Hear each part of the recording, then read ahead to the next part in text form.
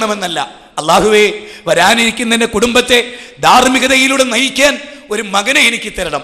തീർന്നില്ല. നോക്കൂ,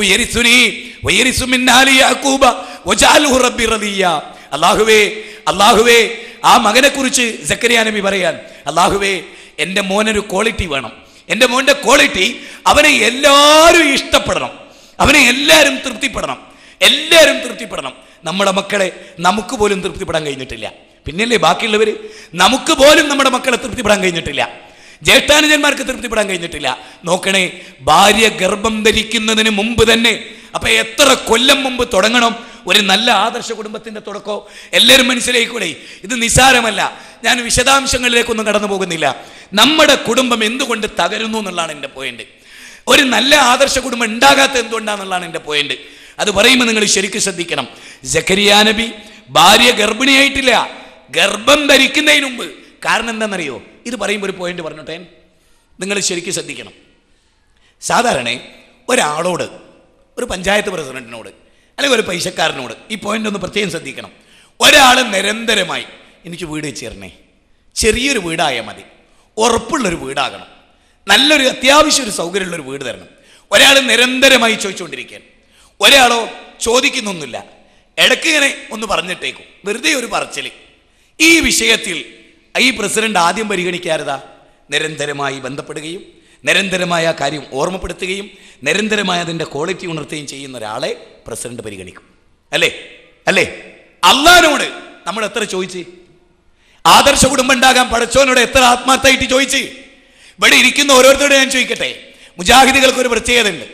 പ്രാർത്ഥന അള്ളാഹിനോട് മാത്രം എന്നാണ് നമ്മുടെ മുദ്രാവാക്യം, അല്ലേ? പ്രാർത്ഥിക്കുകയാണെ നമ്മൾ അള്ളാഹിനോടേ പ്രാർത്ഥിക്കാവൂ. പക്ഷെ അള്ളാഹിനോട് എത്ര പ്രാർത്ഥിക്കാറുണ്ട്? വലിയൊരു വിഷയമാട്ടോ പറയുന്നത്. അള്ളാഹിനോട് പ്രാർത്ഥിക്കാറ്, അള്ളാഹിനോട് മാത്രമേ പ്രാർത്ഥിക്കാവൂ എന്ന് നമ്മുടെ വാദം. പ്രാർത്ഥിക്കുകയാണെങ്കിൽ അള്ളാഹിനോട് മാത്രമേ പ്രാർത്ഥിക്കൂ, അല്ലേ? അള്ളാഹിനോട് മാത്രമേ പ്രാർത്ഥിക്കൂ. പക്ഷേ എത്ര പ്രാർത്ഥിക്കാറുണ്ട്? ഒരു ദിവസം മക്കൾ നന്നായി കാണാൻ എത്ര തവണ പ്രാർത്ഥിച്ചിട്ടുണ്ട്? അല്ലാഹു സുബ്ഹാനഹു വ തആല ഖുർആനിൽ അത്ഭുതമാണ് ആയത്ത്. 25-ാം അധ്യായം 77-ാമത്തെ വചനം, ഖുൽ മാ യൗബുബിക്കും റബ്ബി ലൗലാ ദുആഉക്കും. നിങ്ങളുടെ പ്രാർത്ഥനയില്ലെങ്കിൽ നബിയേ, നിങ്ങളുടെ പ്രാർത്ഥനയില്ലെങ്കിൽ അള്ളാഹു നിങ്ങളെ പരിഗണിക്കുകയില്ല എന്ന് പറയൂ നബിയേ. നല്ല വസ്ത്രം ധരിച്ചിട്ടില്ലെങ്കിൽ പരിഗണിക്കൂല എന്നല്ല, നിങ്ങൾക്ക് സമ്പത്തില്ലേ അല്ല പരിഗണിക്കൂല എന്നല്ല, നിങ്ങൾക്ക് ആരോഗ്യമില്ലേ അല്ല പരിഗണിക്കൂല എന്നല്ല. നിങ്ങളുടെ പ്രാർത്ഥനയില്ലെങ്കിൽ അല്ല നിങ്ങളെ പരിഗണിക്കൂല. അല്ല പരിഗണിക്കാൻ, അല്ല ശ്രദ്ധിക്കാൻ, അല്ല ബർക്കത്ത് ചൊരിയാൻ പ്രാർത്ഥന വലിയൊരു ഘടക. ഇബ്രാഹിം നബിന്റെ ജീവിതം അതിന്റെ തെളിവാ. ഇബ്രാഹിം നബി നേടിയ മുഴുവൻ നേട്ടങ്ങളുടെയും കാരണം അദ്ദേഹത്തിന്റെ പ്രാർത്ഥനയാണ്. അദ്ദേഹം നിരന്തരമായി പ്രാർത്ഥിക്കുകയാണ്. ആ പ്രാർത്ഥന ഇന്നത്തെ സമുദായത്തിനില്ല. കല്യാണത്തിന് മുമ്പ് തന്നെ റബ്ബനാ തഖബ്ബൽ മിന്നാ, പടച്ച റബ്ബനാ നാദാ ഹബ്ലനാ മിൻ അസ്വാജിനാ വദുർരിയാതിനാ ഖുർറത അഗ്യുനിൻ വജഅൽനാ ലിൽ മുത്തഖീന ഇമാമാ എന്ന് പ്രാർത്ഥിച്ചിട്ടുണ്ടോ? ഉണ്ടോ? ഭാര്യമാരിൽ കൺകുളിർമ തരണേ റബ്ബേ എന്ന് ആത്മാർത്ഥമായി നിരന്തരമായി പ്രാർത്ഥിക്കുന്ന ഭർത്താക്കന്മാരുണ്ടോ ഈ സദസ്സിൽ? പടച്ചോനെ, 25-ാം അധ്യായം 74-ാമത്തെ വചനം, അല്ലാ എൻ്റെ ഭാര്യയിൽ എനിക്ക് എന്നും സന്തോഷം ഉണ്ടാകണോ, ഞാൻ അവളെ നോക്കുമ്പോൾ എന്നെ സന്തോഷിപ്പിക്കണം, ഞാൻ കൽപ്പിച്ച അവൾ അനുസരിക്കണം, അങ്ങനെ അവളെക്കുറിച്ച് ടോട്ടലി എനിക്ക് പീസ് ഉണ്ടാവണം, സമാധാനം ഉണ്ടാകണം. പടച്ചോനെ, എൻ്റെ കണ്ണ് കുളിർക്കണം, എൻ്റെ മനസ്സ് സമാധാനിക്കണം, എൻ്റെ ഭാര്യയുടെ ചെയ്തി കണ്ട് എനിക്ക് സമാധാനം ഉണ്ടാകണം. മാറ് കാണിച്ച് മാടിക്കെട്ടി അന്യപുരുഷനോട് കൊഞ്ചുന്നത് കാണുമ്പോൾ ആ കാഴ്ച സമാധാനമല്ല ഉണ്ടാക്കുക. ഞാനില്ലാത്ത സമയത്ത് ഇവിടെ പ്രകൃതി എന്താ, ഞാനുള്ളപ്പോൾ തന്നെ ഇവിടെ ഇങ്ങനെ, ഞാനില്ലാത്തപ്പോൾ ഇവിടെ എന്താവും എന്ന ടെൻഷൻ അല്ല ഭർത്താവിന് കൊടുക്കണ്ട്. നേരെ മറിച്ച് മര്യാദയുള്ള കാനിതാത്തുൻ ഹാഫിളാത്തുൻ ലിൽ ഗൈബി ബിമാ ഹഫിളല്ലാഹ് എന്ന് അള്ള പെണ്ണുങ്ങളെ കുറിച്ച് പറഞ്ഞിട്ടുണ്ട്. സഹോദരിമാരെ, ആ അവസ്ഥ ഭർത്താവിന്റെ ഭാവത്തിൽ കാത്തു സൂക്ഷിക്കുന്ന, ഭർത്താവിന്റെ ഭാവത്തിലെല്ലാം സംരക്ഷിക്കുന്ന ഒരു പെണ്ണ്, ആ പെണ്ണല്ല ആധുനിക ലോകത്തെ സമൂഹം. ഓർക്കണം, സക്കരിയ നബിയുടെ പ്രാർത്ഥന ഞാൻ പറഞ്ഞല്ലോ, മകൻ ജനിക്കുന്നതിന് മുമ്പാണ് മകനെ കുറിച്ച് പ്രാർത്ഥന.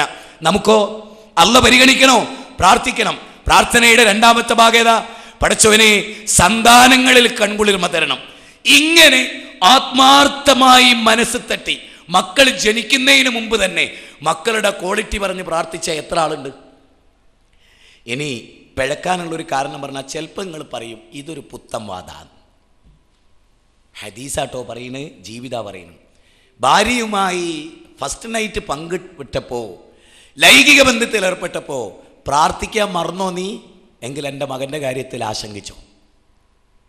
അവനെ പിശാച് റാഞ്ചുമെന്നാണ് റസൂൽ പറഞ്ഞു. ഞാൻ ചോദിക്കട്ടെ, കല്യാണം കഴിഞ്ഞു, മധുവിധു ആഘോഷിക്കേണ്ട ആദ്യ രാത്രിയിൽ ചെയ്യേണ്ട പുണ്യം എന്താ? ഞാൻ ഈ ഇരിക്കുന്ന സദസ്സിനോട് ചോദിക്കുകയാണ്, കല്യാണം കഴിഞ്ഞ് മണിയറ കൂടുന്ന ഫസ്റ്റ് ദിവസം ചെയ്യേണ്ട കാര്യം എന്താ? ഭാര്യയും ഭർത്താവും ഒദു ചെയ്ത് 2 റക്അത്ത് നിസ്കരിക്കാൻ മുഹമ്മദ് നബി പഠിപ്പിച്ചു. ഈ ഇരിക്കുന്ന നമ്മളിൽ എത്ര പേര് ഭാര്യയുമായി 2 റക്അത്ത് നിസ്കരിച്ചിട്ടുണ്ട്? 2 റക്അത്ത് നിസ്കരിച്ചിട്ടുണ്ട്. ഫസ്റ്റ് ചെയ്യാൻ പറഞ്ഞ അതാണ്. എന്നിട്ട് ഭാര്യയുടെ മൂർധാവിൽ, ശിരസിൽ ഭർത്താവ് ഇങ്ങനെ കൈവച്ചിട്ട് ഇങ്ങനെ കൈവച്ചിട്ട്, പടച്ചവനെ ഇവളുടെ സൃഷ്ടിപ്പിലും ഇവളുടെ സൃഷ്ടിപ്പിലെ ഹൈറും ഇവളുടെ സൃഷ്ടിപ്പിലെ ഷെറും, അതിന് ഷെറിനെ തൊട്ട് ഞാൻ നിന്നോട് കാവൽ തേടുന്നു, ഇവളുടെ ഹൈറിനെ ഞാൻ നിന്നോട് ചോദിക്കുന്നു. ഇങ്ങനെ പ്രാർത്ഥിച്ച എത്ര പേരുണ്ട്? വെറുതാണോ ഓള് ദജ്ജാലായത്? വെറുതാണോ ഓള് ഇബ്ലീസായത്? അള്ളാഹുവിനെ പരിഗണിക്കുകയും അള്ളാഹിനോട് കൂടുതൽ ചോദിക്കുകയും ചെയ്യുന്നവർക്ക് അള്ളാഹ് കൊടുക്കും. ഇബ്രാഹിം നബിക്ക് കൊടുത്താതാ. അതുകൊണ്ടാണല്ലോ ലോകം അവസാനിക്കുന്നവരെ ഇബ്രാഹിം നബിക്ക് പേരിൽ സലാത്ത് അല്ലാത്ത ഏതെങ്കിലും ഒരു നിസ്കാരമുണ്ട് ഒരു മുസ്ലിമിന്? ഇബ്രാഹിം നബീനെ അള്ളാഹ് എന്താ സ്വീകരിച്ച? ലോകത്തെ ഏറ്റവും കൂടുതൽ പ്രാർത്ഥിച്ച ആൾ ഇബ്രാഹിം നബിയാണ്. അള്ളാഹിൻ്റെ വാക്കെന്താ? ഞാൻ നിങ്ങളെ പരിഗണിക്കണമെങ്കിൽ നിങ്ങൾ എന്നോട് ദുആ ഇറക്കണം. ഈ ആയത്ത് ആരെ പറ്റിയാ പറഞ്ഞൊന്നും കൂടി കേട്ടാൽ ഞെട്ടിപ്പോവും. മക്കാ മുശ്രിക്കുകളോടാ പറഞ്ഞത്, നിങ്ങൾ കടലിൽ വെച്ചെങ്കിലും എന്നോട് ദുആ ഇറക്കുന്നുണ്ട്, നിങ്ങളെ ഞാൻ പരിഗണിച്ചേന്ന്. മക്കാ മുശ്രിക്കുകളെ പറ്റിയാ പറയുന്നത്. അപ്പം നിരന്തരമായി പ്രാർത്ഥിക്കുന്നവൻ അള്ളാഹ് എങ്ങനെ പരിഗണിക്കും? ഹുനാലിക ദഅ സക്കരിയ, സക്കരിയ നബി അവിടെ വെച്ച് അങ്ങോട്ട് ദുആയിരുന്നു. അള്ളാഹ് അപ്പ കൊടുത്തു കുട്ടീനെ, അപ്പ കൊടുത്ത്. കാരണം എന്താ അറിയോ? അള്ളാഹുവിനോട് സക്കരിയ നബി ചോദിച്ച കുട്ടീൻ്റെ ക്വാളിറ്റി എന്താ?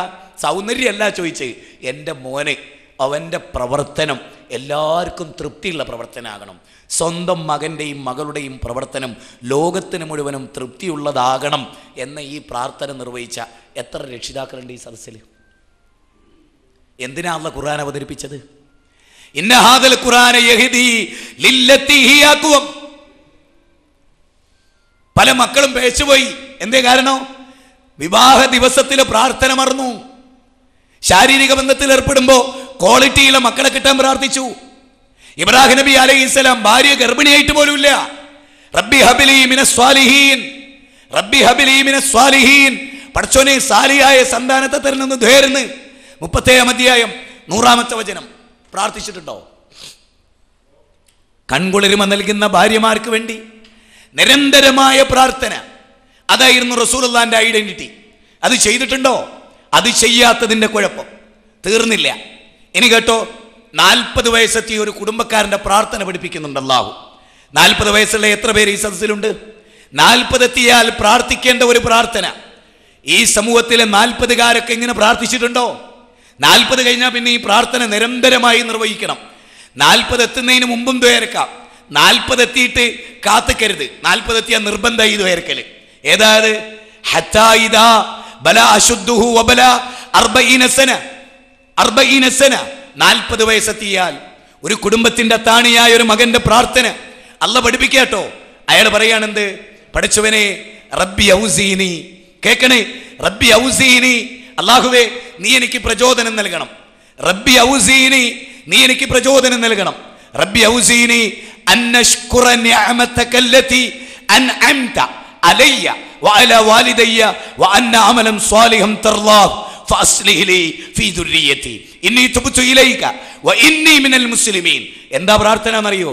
ഏതൊരു കുടുംബത്തിന്റെ പുരുഷനും അയാൾ പ്രാർത്ഥിക്കണം, പടച്ചോനെ എനിക്ക് നീ പ്രചോദനം നൽകണം. നോക്കണേ, എനിക്ക് നീ പ്രചോദനം നൽകണം. ഇങ്ങനെ പ്രാർത്ഥിക്കുന്ന ഒരുത്തന് പിഴക്കാൻ പറ്റില്ല. പ്രാർത്ഥനയ്ക്കൊരു പ്രത്യേകതയും കൂടി ഉണ്ട്. എന്തറിയോ? നിരന്തരമായ ഒരു പ്രാർത്ഥന നിർവഹിക്കുന്നവൻ ആ പ്രാർത്ഥനന്റെ പൊരുൾ ഉൾക്കൊള്ളും. അതാ ഇപ്പൊ ഞാനൊരു ഉദാഹരണം പറയാം.